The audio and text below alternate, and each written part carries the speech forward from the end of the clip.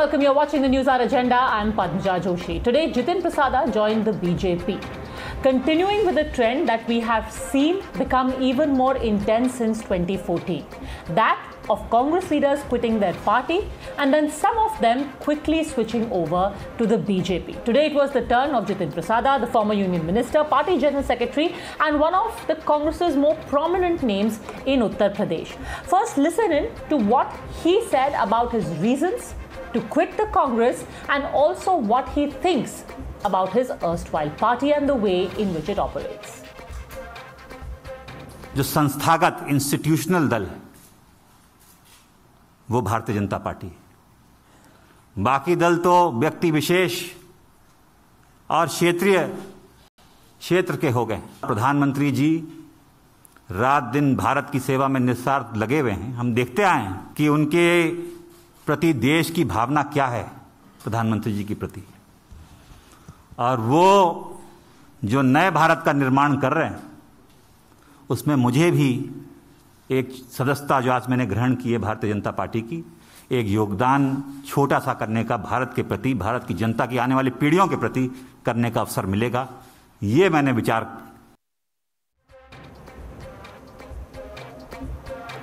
Now, the switching over of Jitin Prasada was taken quite hard by some sections of the Congress. For example, the Madhya Pradesh Congress decided to liken the situation to that of garbage being put in the dustbin.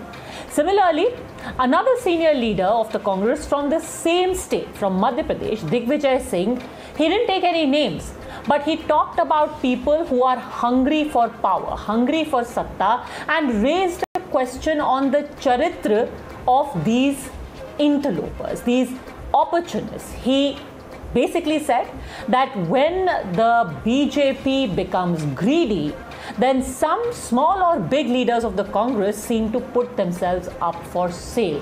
Chhattisgarh Congress also had some advice to offer to Jitin Prasada, where they told him to take a long, hard look at himself in the river Ganga. Others in the Congress, though, weren't so harsh. They basically just put a question mark on the opportunism. उनकी मर्जी, हम कुछ कह नहीं सकते। उनको भी यहाँ भी भविष्य था। अब पार्टी के जनरल सेक्रेटरी भी थे, लेकिन ये जाना अच्छा नहीं था क्योंकि उनके पिताजी भी कांग्रेस में पहले से थे। मुझे लगता है कांग्रेस पार्टी ने जितना मान सम्मान और मर्यादा उनको दिया है, सांसद बनाया, मंत्री बनाया, उनके परिवार के लोगों की उनकी पहचान दी, और पहचान देने के बाद भी जो व्यक्ति पार्टी के साथ वफादारी न कर पाए, इससे बड़ा दुर्भाग्य क्या हो सकता है? It baffles me, and I say this with all humility. I say this with a lot of sadness. And to my friend Jitin, I will only say that I think many have quit before you. You've seen their fate. It's all right, you do that. But the reality is that, you know, it does raise questions on ideological commitment and principles to a great extent. He was not interested about Bengal, and when we were going up to him, he had no interest on it. So it makes a lot of sense right now, because it may, like, you know, what I saw that indirectly maybe he was also wishing that the BJP would do well in Bengal at that time.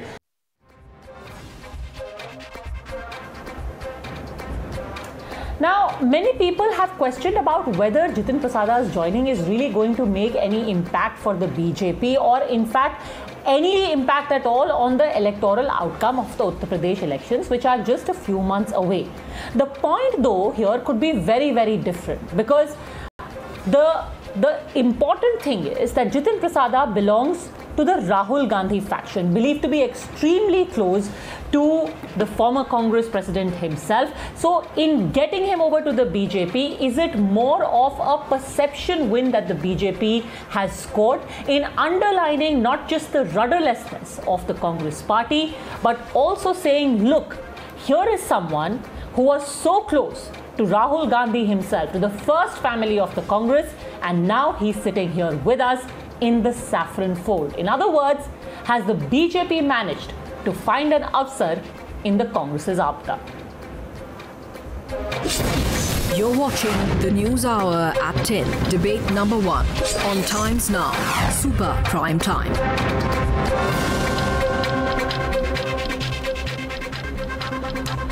Joining us on the debate, Nupur Sharma, national spokesperson of the BJP, Rita Bahuguna Joshi, member of parliament of the BJP from Prayagraj, Rashid Kidwai, senior journalist. First question to Acharya Pramod Krishnam, leader of the Congress, incidentally from Uttar Pradesh itself.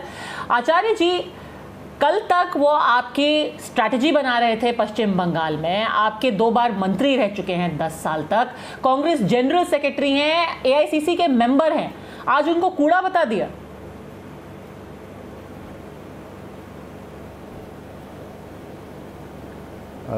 देखिए, मुझे नहीं पता कि किसने कूड़ा बताया, किसने करकट बताया। मैं तो इतना कहना चाहता हूं कि जितेंद्र प्रसाद से मेरे भी बड़े व्यक्तिगत अच्छे रिश्ते थे, उनके परिवार से भी अच्छे रिश्ते थे। सवाल इस बात का कि वो कल तक कांग्रेस पार्टी के साथ थे, हमारे साथ थे, हमारे परिवार के हिस्से थे, आज वो बीजेपी के साथ चले गए। तो ये होता है पद्मजा, जब कोई नेता पार्टी ज्वाइन करता तो उसकी तारीफ होती है, उसके कसीदे कढ़े जाते हैं, उसको जननायक बताया जाता है, और जब जाता है तो कहते हैं इसके जाने से कोई फ़र्क नहीं पड़ेगा। ये सब चलता है, ये सब चलता है। बीजेपी का भी जब कोई नेता छोड़ता तो उसे बीजेपी वाले भी ऐसे ही करते हैं, और कांग्रेस का छोड़ता तो सवाल ये नहीं है। सवाल ये है कि जितेंद्र प्रसाद अब बीजेपी में चले गए हैं, बीजेपी में जाने के बाद 2022 के चुनावों में उनका कितना फ़ायदा बीजेपी को मिलेगा, मैं समझता हूँ ये क्वेश्चन बड़ा इंपॉर्टेंट है। इस पर मुझे आना पड़ेगा। मैं बताना चाहता हूँ कि जब बंगाल का चुनाव हो रहा था, नहीं, पर ये तो बंगाल के चुनाव में उठता है कि लोग छोड़ के चले क्यों जाते हैं। के बहुत नेताओं को बीजेपी ने ज्वाइन कराया। जब उनके कसीदे पढ़े जाते हैं, जब वो पार्टी में होते हैं, जब वो छोड़ देते हैं, तो दिग्विजय जी कहते हैं जब जब भाजपाइयों का ईमान और चरित्र डिगता है तब तक किसी अन्य दल का छोटा नेता बिकता है। राष्ट्रवाद की आड़ में चरित्र जाए भाड़ में। आज उनके चरित्र पर ही सवाल हो गया। इतने साल से इतने करीबी रहे हैं, आज उनके चरित्र पर सवाल। देखिए, मैं किसी के चरित्र पर सवाल उठाने के पक्ष में नहीं हूँ, ना मैं चरित्र पर सवाल उठा रहा हूँ। मैं तो ये कह रहा हूँ कि वेस्ट बंगाल के अंदर ममता बनर्जी की पार्टी के बहुत नेताओं को भाजपा ज्वाइन कराई गई, लेकिन फ़ायदा तो कुछ नहीं हुआ। तो जितेंद्र प्रसाद गए हैं तो एक आइडियोलॉजी होती है, पार्टी की एक आइडियोलॉजी होती है, उसके साथ वो खड़े थे, और पार्टी ने जितेंद्र प्रसाद जी को बहुत कुछ दिया। आज भी वो ऑल इंडिया कांग्रेस कमेटी के महामंत्री थे, वेस्ट बंगाल के प्रभारी थे, 2 बार सांसद बने, मिनिस्टर बने। तो मुझे नहीं लगता कि जितेंद्र प्रसाद को किसी बात की नाराज़गी रही होगी, और अगर कोई नाराज़गी थी तो पार्टी फोरम में उन्हें अपनी बात को रखना चाहिए था। उनके संबंध तो बड़े अच्छे थे। अब वो क्यों गए हैं ये तो वही बता सकते हैं, या फिर वो बताएंगे 1-2 रोज में जब प्रेस के सामने अपनी बातों को, अपने दिल की बात को करेंगे। तो मुझे लगता है वो तो बता रहे हैं, कह रहे हैं कि सिर्फ एक ही इंस्टीट्यूशनल पार्टी है, वो है बीजेपी, एक ही मॉडल है, वो है मोदी मॉडल, और बाकी सारी पार्टीज जो हैं वो सिर्फ व्यक्ति विशेष के आसपास रोटेट करती रहती हैं। जो मैं काम करना चाहता था जनता के लिए, कांग्रेस में रह के नहीं कर सकता और ना कर पाया। देखिए, जितेंद्र प्रसाद जी मेंबर पार्लियामेंट रहे, मिनिस्टर रहे, ऑल इंडिया कांग्रेस के जनरल सेक्रेटरी रहे, बंगाल के प्रभारी रहे, वर्किंग कमेटी में रहे, तो और क्या चाहिए था। और ये बात कि कांग्रेस पार्टी एक इंस्टीट्यूशनल नहीं है और बीजेपी एक इंस्टीट्यूशनल पार्टी है, कांग्रेस पार्टी एक परिवार की पार्टी है, ये बात जितेंद्र प्रसाद को 25 साल में समझ में आई। ये बड़ी अचंभे की बात है कि जितेंद्र प्रसाद जी को ये बात, this is not a failure, this is not a failure of the Congress. It is basically something lucrative being dangled in front of someone, and then they sacrifice ideology and move across. But where do you benefit from this? Well, good evening, Padmaja, to you, to panelists, and obviously to all your viewers. Obviously, they are going to say this only. I mean, usually, जब ऐसा breakup होता है, Padmaja, I may say so in Hindi, you tend to sound like an aggrieved, vengeful ex-spouse. It is actually that bitter.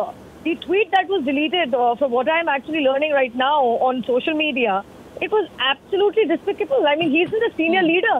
So he wasn't Kuda when you decided to make him a union minister in back-to-back governments. He wasn't Kuda when you decided to give him big responsibilities. And honestly, Acharya ji, humbly हाथ जोड़ के with all due respect, Rita जी बैठी है यहाँ पे, ये भी हमारे लिए बहुत आई वुड से एक शॉट इन द आर्म रही है। इनके परिवार भी हमारे लिए बहुत शॉट इन द आर्म रहा है। उत्तराखंड में हमारे लिए बहुत मदद हुई है। Himanta Biswa Sarma ji is the biggest example, Padmaja. Let's not forget how we ensured we make an inroads into the northeastern states. And why? When he was a minister, their favorite Rahul Gandhi decided to play with a dog instead of paying attention to what he had to say. A lot of these times, grievances directly from the population, the electorate of a state or the country, most of these grievances are missed out because somebody is busy playing the Maharaja, the Shehzada, and playing with the Nupur Sharma, is this essentially cocking a snook at Rahul Gandhi to show that, listen, first it was Jyotiraditya Scindia who you said was the only one who could walk into my house without being stopped by SPG, and today it is Jitin Prasada who was roaming around with you during the elections, one of the UP ke ladke. This basically, what the optical win is more important than any electoral benefits that he might have. From my personal knowledge, I must tell you this, Padmaja. A person who's been a minister back-to-back in 2 terms of the central government, a person who has been MP, a person who has worked from a very young age on the ground, and who has taken serious responsibility. Try and understand, we are in power in UP, we are in power in centre. So anybody is invited to our fold as long as they're committed to our ideology. Certainly, it's a shot in the arm, much like Jyotiraditya Scindia was. For that matter, I see what is happening in the Congress. But if I may ask, what is his ideology? One comment. Because 6 months ago, when Vikas Dubey encounter happened, this same Jitin Prasada said BJP Brahman Virodhi hai. Well, we wouldn't take him and he wouldn't agree to come in unless he swore to abide by what we stand for. But I want to make a small comment about the Congress party, Padmaja. It is not just the G23 and the so-called old versus new guard divide. You try and understand, nobody can actually say anything. When a Kapil Sibal tweets and Mr. Gehlot comes out and starts fighting with him on social media, Priyanka Chaturvedi is manhandled, misbehaved, which she has to leave the party. As Sanjay Jha writes an article, he's kicked out of the party. Who's actually respected? You compare it to another party, I would say BJP, where I belong. I mean, we are not from any political families or background. We are treated with far more fairness and we are given a lot more opportunities than any other organization. And I'll say it clearly. आचार्य जी इसका जवाब दीजिए. And let's remember कि ये अकेले नहीं हैं. इनके साथ साथ अभी एक सचिन पायलट भी हैं, एक मिलिंद देवरा भी हैं, एक संजय निरुपम भी हैं. जिसको देखो वो दुखी है कांग्रेस के अंदर. और अगर बीजेपी आपके आपदा में अवसर ढूंढ रही है तो ये तो पॉलिटिक्स है. देखिए, सचिन पायलट का जहाँ तक सवाल है, वो उनका दुखी होना तो स्वाभाविक है, क्योंकि जब राजस्थान का चुनाव हुआ था तो वो प्रदेश अध्यक्ष थे और बाकी सारे प्रदेश के अध्यक्षों को जहाँ सरकार बनी उनको चीफ मिनिस्टर बनाया गया. सचिन पायलट के साथ थोड़ा नाइंसाफ़ी हुई, लेकिन उन्होंने शिकायत पार्टी नेतृत्व से की. पार्टी नेतृत्व उसको सुनना भी चाहता है और उसको रिजॉल्व करना चाहता है. लेकिन अब सवाल उठता है कि नूपुर शर्मा अभी कह रही थी, भाई नूपुर शर्मा जी ये बताइए कि क्या बीजेपी छोड़ के लोग नहीं गए? यशवंत सिन्हा आपकी पार्टी छोड़ के गए, शत्रुघ्न सिन्हा आपकी पार्टी छोड़ के गए, कीर्ति आज़ाद आपकी पार्टी छोड़ के गए. तो ये पार्टी में आना जाना चलता रहता. पदमजा, मैं एक और बात कहना चाहता हूँ कि जितिन प्रसाद नाराज थे, जितिन प्रसाद दुखी थे, जितिन प्रसाद का दम घुट रहा था, इस वजह से वो गए, या जितिन प्रसाद को बीजेपी ने जाल में फांसा? मैं बताना चाहता हूँ, मुझे 20 सेकंड दीजिएगा. उत्तर प्रदेश के अंदर जितिन प्रसाद पिछले 2 सालों से हमारे साथ मिलकर एक मुहिम चला रहे थे या एक आंदोलन चला रहे थे कि ब्राह्मणों का अपमान हो रहा है, ब्राह्मणों का तिरस्कार हो रहा है, ब्राह्मणों पर अत्याचार हो रहा है, ब्राह्मणों के बच्चों के फर्जी एनकाउंटर हो रहे हैं. ये आवाज़ जितिन प्रसाद भी उठा रहे थे और ये कह रहे थे कि उत्तर प्रदेश की जो सरकार है ये ब्राह्मण विरोधी है, ब्राह्मण द्रोही है. तो अब सवाल ये उठेगा कि कल तक जो सरकार ब्राह्मण विरोधी थी वो आज ब्राह्मण हितैषी कैसे हो गई? ये कोई लीडरशिप की प्रॉब्लम नहीं है, ये कोई आइडियोलॉजी की प्रॉब्लम नहीं है, ये अवसरवादिता की प्रॉब्लम है. नो, एक second, no, yes, let me finish. मैं ये कहना चाहता हूँ कि उत्तर प्रदेश की सरकार को, बीजेपी को ये मालूम था कि ब्राह्मण आक्रोशित है, ब्राह्मण बीजेपी से नाराज है, तो डैमेज कंट्रोल करने के लिए एक ब्राह्मण चेहरा उन्हें चाहिए था. तो उन्होंने कोई भी कमिटमेंट करके जितिन प्रसाद को अपने जाल में फांस लिया है. अब सवाल है कि जब चुनाव होगा ये पता तब चलेगा जितिन प्रसाद के जाने से कितना ब्राह्मण सपोर्ट बीजेपी को मिलता है या नहीं मिलता. आचार्य जी, आपने तो बिल्कुल वो मंत्री रह चुके हैं, आपने तो उनको बोल दिया जाल में फांस लिया. वो कांग्रेस वर्किंग कमेटी के में मेंबर हैं, कोई बच्चे थोड़ी ना है. पर ठीक है, जो ब्राह्मण चेहरा था फांस लिया. रीटा जी ब्राह्मण चेहरा तो आप भी हैं, महेश शर्मा जी भी ब्राह्मण चेहरा है उत्तर प्रदेश के, तो फिर जितिन प्रसाद जी को ऐसे फांसने की क्या जरूरत थी? ये तो गलत बातें कहना चाहूंगी. सबसे पहले तो कि जितिन प्रसाद जी का भारतीय जनता पार्टी में आना सही निर्णय है. सही समय पर निर्णय लिया है, मैं कहूँगी थोड़ा विलंब से लिया। अब आ जाइए विषय पे, the issue that has been picked up. Why are political parties constituted? Every political party is constituted. Its ideology, its principles, its direction is to serve the nation, to serve the people. Do we not agree that the Congress has lost its connect with the people? Is it not true that they do not have workers now because people do not trust in them, and at the grassroots levels they have no workers at all? Is it not true that the leadership is quite disconnected with the workers, with their own working force? And there is a G23 standing there of old guards, of those who spent about 3-4 decades in the party. They are unhappy. The youngsters are unhappy because they're not getting the free ground to really work for the party, for the ideology for which they came into politics. Now Acharya ji is trying to talk about Brahmin politics. Let me tell you, this is a card played by the Congress. Congress, I think, must have asked them to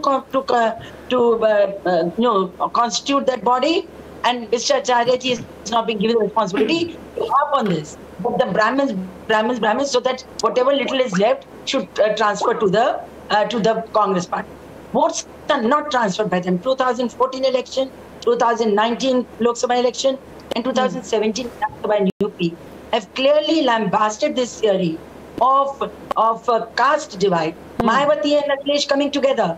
There was no division across caste lines.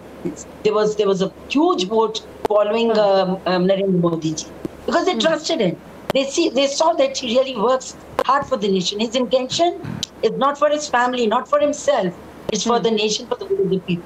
See, in our democracy is a very healthy, very robust democracy.